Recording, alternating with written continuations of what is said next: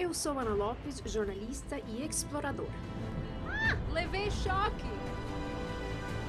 E nessa temporada eu vou investigar se a vida no planeta é fruto do acaso ou de uma mente inteligente que nos planejou. Começa agora Origens na sua TV Novo Tempo. O livro mais vendido e lido no mundo todo, a Bíblia. Há milhares de anos, pessoas têm sido guiadas por esse livro, considerado sagrado no cristianismo. Sendo a Bíblia um livro religioso, pode ela também ser apontada como um livro científico? Utilizada não só para compreender a fé, a Bíblia também percorre a história deste mundo, o que levanta mais um grande questionamento. Com tantos milagres e relatos surpreendentes, existe coerência no texto bíblico? Teólogo e jornalista, autor de diversos livros sobre história, ciência e religião. Vamos conversar com Michelson Borges. Aceitá-la como a palavra inspirada de Deus é um ato de fé, mas negar a historicidade e a precisão dela nessa área de história, geografia, aí já fica bem complicado para quem não acredita, né? Como escritos do passado podem ter inspirado descobertas da ciência moderna? Lá em Levíticos 11 diz, você deve comer isso e não deve comer aquilo. Adiantava dizer que não coma isso por conta que ele vai ter mercúrio, porque eles nem sabiam que era isso. Como jornalista, eu quero entender melhor como podemos acreditar que os escritos bíblicos não foram alterados.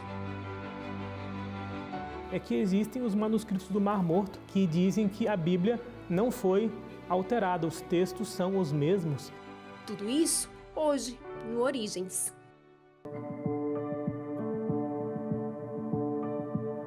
A Bíblia, o livro mais lido e traduzido e compartilhado em todo o mundo. Você pode encontrá-la em qualquer lugar do globo, em mais de 2.000 línguas diferentes.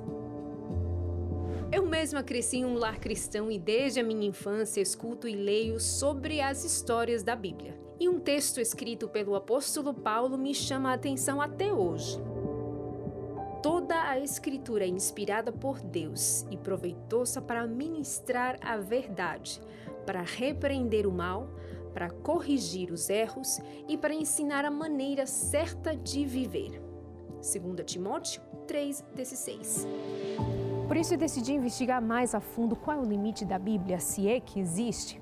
Além de ser um guia religioso, será que ela pode ser aplicada dentro de um contexto científico? A Bíblia contém verdade científica, mas ciência não é o objetivo da Bíblia. A Bíblia, no fundo, é um livro da história. Traça, digamos assim, o relacionamento de Deus com o homem, com o mundo criado por Ele. A Bíblia descreve um relacionamento de um Deus, cria o ser humano e faz um pacto com esse ser humano. E diz que se esse pacto for quebrado, o ser humano morrerá. E todo o resto da Bíblia é a história desse Deus mostrando a sua misericórdia para com o ser humano rebelde, tentando dar uma segunda chance para ele. No meio de toda essa história, no cuidado de Deus, ele mostra e revela determinados fatos científicos. Agora, não é esse o objetivo da Bíblia, satisfazer a nossa curiosidade científica ou pessoal. Mesmo não sendo um livro que tem como foco ser científico, uma coisa me chama a atenção na fala do Davi. A Bíblia contém fatos científicos. Mas então, quais são esses fatos? A Bíblia, ela não contém todas as respostas a todas as questões cotidianas. Certo. A Bíblia nos apresenta uma cosmovisão, uma visão de mundo que nos dá um norte e que indica alguns caminhos e faz com que nós evitemos outros, estando à frente das perspectivas da ciência vanguardista. Em relação à alimentação, por exemplo, a gente vai para Levíticos 11 e tem ali uma lista do que devemos comer, do que devemos evitar ou não comer de fato, né? E a ciência, ao longo dos séculos, vai, de uma forma ou de outra, comprovando isso. Na Bíblia, no livro de Levíticos, capítulo 11, tem uma lista de animais chamados limpos e impuros. Os limpos seriam aqueles que nós poderíamos consumir e os impuros que não deveríamos consumir. E na lista dos impuros tem 2 animais que tem a ver com a história que eu vou contar, que seria o porco e o peixe de couro. Um dia eu fui, durante a graduação, fui almoçar no bandejão da universidade. E era um dia particularmente complicado porque eles estavam servindo linguiça. E eu não como carne de porco. Quando eu estava para acabei de pegar a bandeja nas mãos, eu ouço alguém gritar no meio do bandejão: "E aí, Davi, vai pegar linguiça hoje?" Mas eu reconheci a voz. E eu virei e era o meu orientador. E quando eu chego e me sento ao lado dele, eu percebo que ele está explicando para os outros alunos do laboratório o porquê que eu não comia peixe de couro e dando uma explicação que eu não conhecia. Olha só, que explicação foi essa? Ele estava explicando que a maioria dos peixes de couro são predadores ou os faxineiros, Certo, aqueles né? que limpam, que limpam eles comem os lixo. restos, Exatamente. né? Então, por serem predadores ou comerem o resto ou outros animais, o que acontece neles? Acontece um aumento da concentração de metais pesados. Então, se você consome um peixe de couro, você está ingerindo uma quantidade muito maior de metal pesado do que se você consumir um peixe de escama, que normalmente está muito abaixo na cadeia alimentar. Hoje, no mundo onde você vê rios sendo contaminados por mercúrio de garimpo, os mares sendo contaminados por produtos químicos ou outros metais pesados, lá em Levíticos 11 diz: você deve comer isso e não deve comer aquilo. Pronto. Adiantava dizer que não coma isso por conta que ele vai ter mercúrio?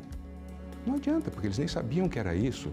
Um exemplo muito interessante que às vezes é usado contra os cristãos que acreditam na Bíblia é a ideia de que o morcego ele é tratado como ave na Bíblia. E hoje você não trata o morcego como uma ave, ele é um mamífero. Só que essa acusação ela é totalmente leviana, porque o sistema taxonômico da Bíblia, o sistema de Linneu, ele foi formulado ali no século 18, 19. E na Bíblia, a Bíblia remonta a muitos séculos anteriores. Então, essa acusação de que cristãos que acreditam na Bíblia não são capazes de fazer ciência, ela é despropositada. A questão da Bíblia, da relação da Bíblia com a ciência, é uma questão de interpretação. A linguagem moderna não é exatamente a mesma que foi usada para os povos antigos, para os quais os fatos históricos na Bíblia eram atuais. A Bíblia é um livro milenar. São 66 livros escritos por diferentes autores, em que o objetivo é revelar o caráter do Deus judaico-cristão. Durante os séculos, principalmente no período do Renascimento, cientistas foram impulsionados pelas mensagens contidas no livro e fizeram descobertas que impactam a ciência e a sociedade até os tempos modernos. Alguns historiadores até entendem que os pioneiros da ciência conseguiram avançar tanto porque eles justamente pensavam sobre pressupostos bíblicos. Por exemplo, de que o universo é ordenado por leis, né? Se há um Deus legislador que estabeleceu leis, nós podemos então pesquisar essas leis. Podemos observar a regularidade dos fenômenos, né? Isso vem da Bíblia. Os pioneiros da ciência, como Galileu, Copérnico, Newton, posso citar aqui também Blaise Pascal, um pouco depois, eles eram pessoas que criam em Deus e que também aceitavam a Bíblia como um relato fidedigno, né? Eles então faziam essa ligação de duas lentes poderosas, a lente da teologia, né, da boa hermenêutica, e a lente da boa ciência. E eu entendo que por isso enxergaram muito longe.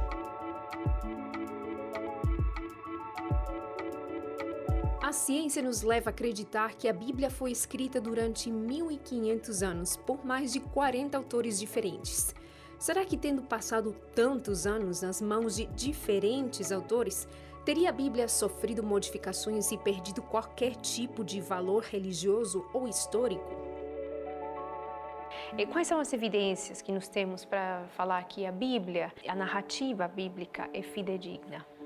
Olha, nós poderíamos passar as próximas horas aqui falando Mostrando sobre as isso. evidências. Se nós tivéssemos tempo, né?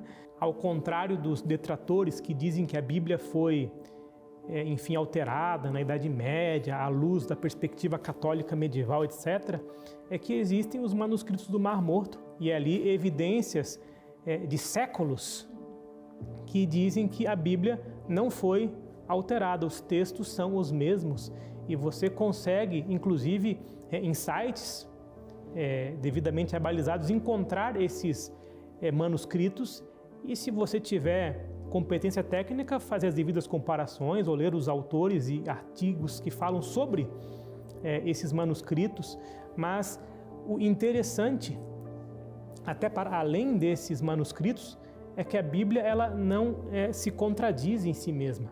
Por exemplo, observamos os dados da Bíblia, a Bíblia teria sido escrita desde o ano por volta de 1500, antes da Era Comum, antes de Cristo, até o ano 100, por volta do ano 100 depois de Cristo. Seria esses 1.600 anos de escritura. Muita gente questiona e diz, não, isso aí é posterior, etc. Ela é uma forma muito específica, os detalhes dela. Ela começa sempre com recapitulação histórica, eu sou o Senhor, tirei da terra do Egito, fala que Deus fez para o povo. Aí depois vem falando os mandamentos, faça isso, faça aquilo. Estas figuras, os detalhes todos, elas só são encontradas fora de Israel, né, nos documentos hititas. E isso é muito interessante. Por quê? Porque o Império Hitita existiu por volta do ano 1600 ou até 1200 a.C. e depois desapareceu. Como é que um escritor bíblico, dentro da visão racionalista, não é, teria escrito uma forma de aliança que desapareceu da história da humanidade cerca de 700 anos antes dele? E não deixou registro nenhum. Ele seria o único indivíduo na antiguidade, ou grupo na antiguidade, que conhecia essa aliança. Não existe mais em documento nenhum. E a arqueologia hoje descobriu e diz, realmente, aí está. Bíblia e ciência, de fato, parecem estar em mundos opostos.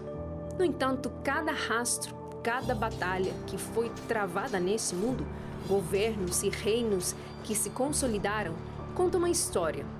A história da humanidade. E se na Bíblia encontramos alguns desses relatos, como podemos utilizá-la para interpretar as nossas origens? É exatamente isso que eu vou tentar descobrir logo depois do intervalo. A Bíblia é fundamental para um cientista cristão que procura entender as origens. Seria a Bíblia um livro de ficção e não um livro com verdades históricas? O fato é que aceitá-la como a palavra inspirada de Deus é um ato de fé, mas negar a historicidade e a precisão dela nessa área de história, geografia, aí já fica bem complicado para quem não acredita, né? Porque ela é muito precisa. E eu ainda estou curiosa para saber quais descobertas científicas já estavam descritas muito antes na Bíblia. De acordo com esses dados, ele deveria falar para a pessoa se isolar por 7 dias, e depois de 7 dias o sacerdote faria uma nova avaliação. Veja, isso há 3.500 anos atrás se falava em isolamento. Como eles sabiam disso? Tudo isso logo depois do intervalo. Não perca. A Bíblia, no fundo, é um livro da história. Traça, digamos assim, o relacionamento de Deus com o homem, com o mundo criado. No bloco anterior, discutimos a confiabilidade da Bíblia. E ali evidências de séculos que dizem que a Bíblia não foi alterada, os textos são os mesmos. Como é que um escritor bíblico, dentro da visão racionalista, não é, teria escrito uma forma de aliança que desapareceu da história da humanidade cerca de 700 anos antes dele? Fiquei curiosa para saber a relação da ciência com o texto bíblico. A Bíblia contém verdade científica, mas ciência não é o objetivo da Bíblia. E todo o resto da Bíblia é a história desse Deus mostrando a sua misericórdia para com o ser humano rebelde. No meio de toda essa história, no cuidado de Deus, ele mostra e revela determinados fatos científicos. E como mesmo não sendo um livro científico, ela moldou grande parte das descobertas do passado. Eles eram pessoas que criam em Deus, também aceitavam a Bíblia como um relato fidedigno.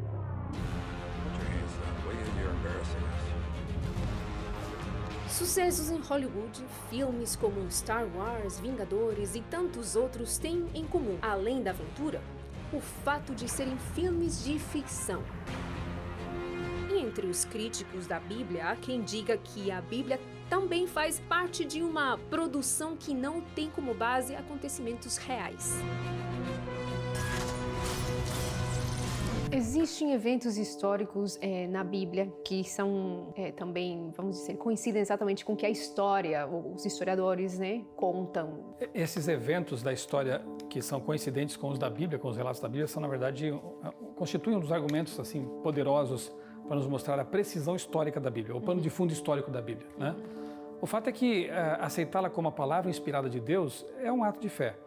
Mas negar a historicidade e a precisão dela nessa área de história, geografia, aí já fica bem complicado para quem não acredita, né? Porque ela é muito precisa. Eu me lembro quando eu estudei pela primeira vez, Ana, o capítulo 2 de Daniel. A história da humanidade em um capítulo da Bíblia, em poucos versos, né? Se não me engano, 59 versos. Resumo. Né? Um resumo da sucessão de impérios, com uma precisão absoluta. Daniel estava vivendo no tempo de Babilônia, e ele identifica aquele sonho, né, da estátua, dizendo, olha, o rei de Babilônia, a Babilônia é a cabeça de ouro. Depois vem uma sucessão de metais na estátua. Peito e braços de prata, ventre de cobre, ventre e parte da coxa, depois as pernas de ferro e os pés, uma mistura estranha de barro e ferro que os teólogos identificam como sendo a Europa, né? Então você tem Babilônia, Medo-Pérsia, Grécia, Roma e os reinos que fundaram, que deram origem à Europa, né? Então o capítulo 2 de Daniel é uma aula de história. Basta você olhar um livro de história aqui, a Bíblia ali, você percebe a perfeita sincronia, né? E a precisão histórica da Bíblia parece ficar ainda mais evidente conforme vamos investigando. Por causa dessa confiabilidade histórica e mensagem sobrenatural, ela acaba servindo de base para entendermos melhor a realidade que nos cerca. E é nesse ponto que a Bíblia cruza com a ciência. Claro que a Bíblia não é um livro de ciências, né? O propósito é outro, é um livro espiritual, o propósito é mostrar o plano da redenção de Deus, enfim. Mas quando ela fala em ciência, às vezes diretamente, em outras de forma mais tangencial, acerta em cheio. Tem uma listinha que eu apresento aqui no meu livro, Ana, que é a História da Vida. Eu diria que esse meu livro aqui é uma espécie de introdução ao criacionismo, né? Tem um capítulo só sobre essas chamadas antecipações científicas na Bíblia. Eu listei aqui apenas algumas, porque senão o nosso tempo iria para o espaço, né? E falando em espaço, nós temos ali o texto de Jó, capítulo 26, verso 7, em que diz assim, Deus suspende a terra sobre o nada. Hoje a gente chama esse nada de vácuo, né? Na linguagem bíblica, ali não científica exatamente, é chamado de nada. Só que interessante, Ana, que quando Moisés escreveu esse texto, 1500 anos antes de Cristo, no Egito, e ele estudou no Egito, a teoria, a hipótese científica da época, digamos assim, era de que a terra fosse plana e apoiada sobre 5 colunas. Acontece que Moisés, quando sai do Egito, desaprende tudo isso e registra na Bíblia aquilo que Deus lhe mostrou, que a terra não é plana e que ela está flutuando onde? No espaço, no nada, né? Um outro texto interessante é Jó também, 28, 25, ali é dito que Deus regula o peso do ar, o peso do vento. Dizer isso para um egípcio no tempo de Moisés também poderia parecer loucura, né? Dizer que o vento, o ar tem peso, né? Só que em 1600 e alguma coisa aí, Torricelli inventou um instrumento chamado barômetro e pela primeira vez se provou que existe pressão atmosférica, ou seja, peso do ar. O ar, a coluna de ar sobre nós aqui exerce um peso, né? uma pressão. Já estava lá em Jó, 1500 anos antes de Cristo. No contexto de pandemia, em que muitos avisos foram dados para que nós ficássemos em casa, me lembrou de um texto bíblico que parece bem atual. Escrito por Moisés, o livro de Levítico diz o seguinte: enquanto tiver a doença, estará impuro, viverá separado fora do acampamento. O texto se refere aos inúmeros casos de uma doença que assolou o mundo durante séculos, a lepra. A lepra tratada ali não é apenas a hanseníase, tal como a conhecemos hoje. É toda uma gama de doenças de pele. E você vê ali que a pessoa que apresentasse uma erupção de pele, a Bíblia diz que ela deveria ser apresentada ao sacerdote e o sacerdote deveria analisar uma série de fatores. Se a erupção era para fora da pele ou se era para dentro, se ela era lustrosa. De acordo com esses dados, ele deveria falar para a pessoa se isolar por 7 dias E depois de 7 dias, o sacerdote faria uma nova avaliação. Eventualmente, ele faria uma intervenção na pessoa, isolaria por mais 7 dias. Veja, isso há 3.500 anos atrás. Se falava em isolamento. Como eles sabiam disso? Isso veio da cabeça de Moisés? Tanto que, para alguns historiadores, Moisés foi o pai da asepsia, né? dessa ideia de sanitarismo, né? O pai do sanitarismo, né? Podemos chamá-lo assim, só que ele não aprendeu isso no Egito, de forma alguma, né? Aliás, o Egito era muito místico, né? Com uma medicina muito mística mesmo, né? De magia, aqueles magos, né? E quando Moisés ele leva o povo hebreu para o deserto, rumo a Canaã, a expectativa de vida deles aumenta, as noções, né, com relação aos chamados remédios naturais, sol, água, exercício, repouso, elas também são trazidas por revelação. A Bíblia tem inúmeras declarações sobre fenômenos da natureza que só seriam descobertos séculos depois. E não se trata de crendice ou fé, mas de uma análise racional de evidências espalhadas em diferentes lugares. Sendo ou não um livro científico, a Bíblia serve como base para o estudo das origens a partir de uma perspectiva criacionista, do mesmo modo que outros campos da filosofia amparam estudos do naturalismo. A Bíblia nos ajuda a compreender as origens?